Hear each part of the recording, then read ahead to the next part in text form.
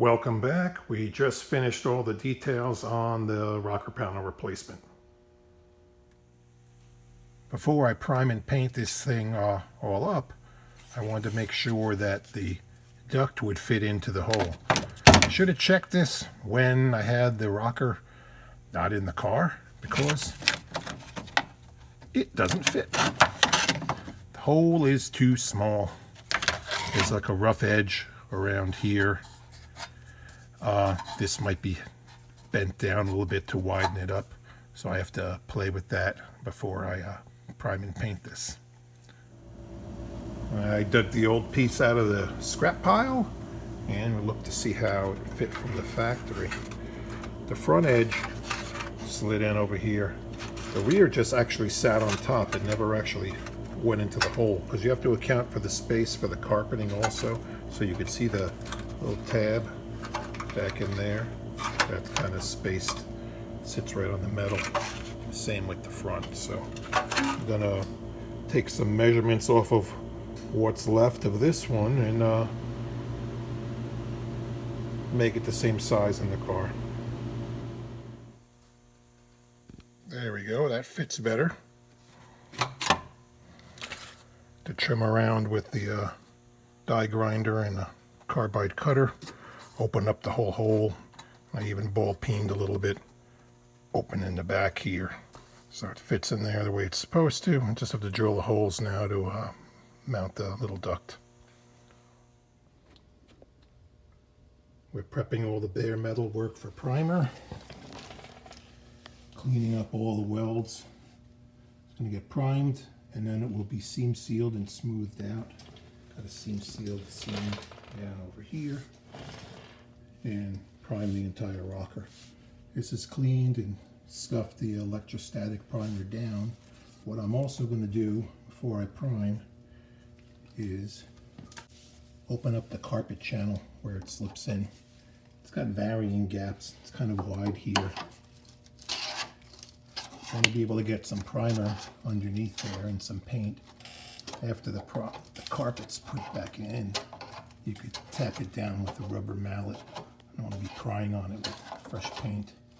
I'll open it up a little bit, all the way across.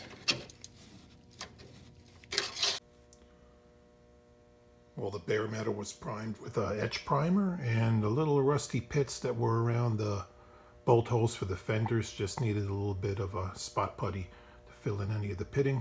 This is going to be reprimed and then later on just touched up with a little bit of gold paint.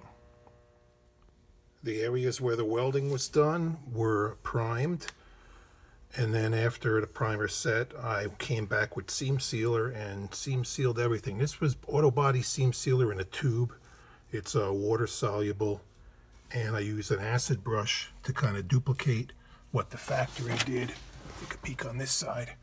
They just quickly kind of seam seal everything up, so we do the same on this side so you get a better look. Even back in the little hole over there, back in there, and then it's going to get another coat of primer on it afterwards. This has all been reprimed. Seam sealer's been primed over again, and we're just going to put a dusting of gold paint on here. Not too much, just to kind of resemble what the factory kind of had going on there. There's some overspray a little bit, not a lot, but I try to make it look like the factory did.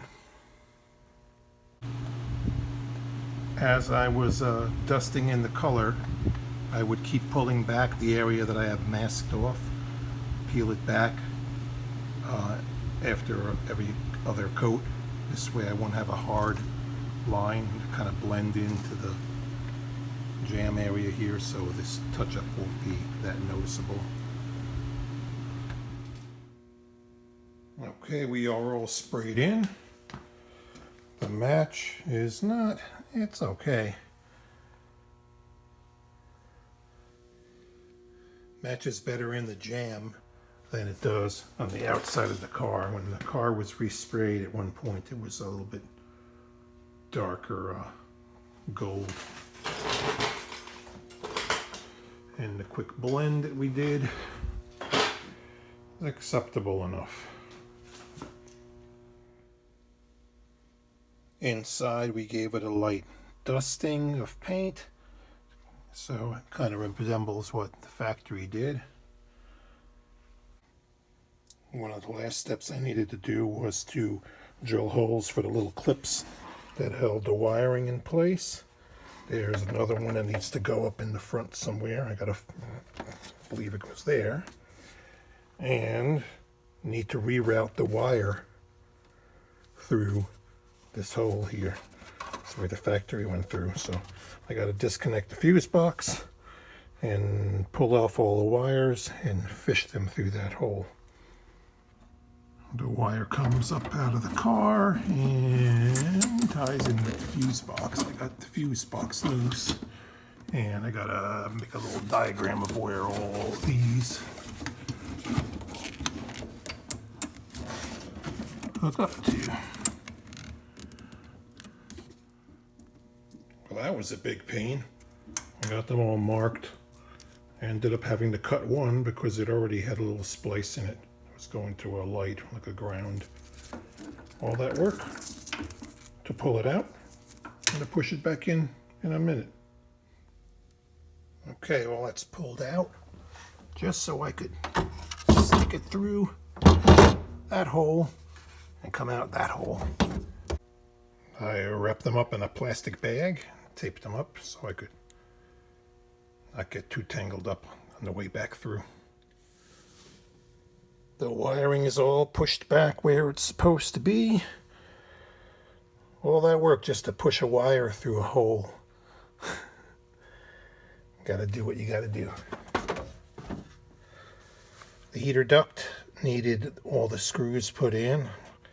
I had to locate the holes for this and then locate the holes for the cable control so we could have a defroster and heat. Okay, with the rocker project all done, now we are moving on to a rotted out front suspension.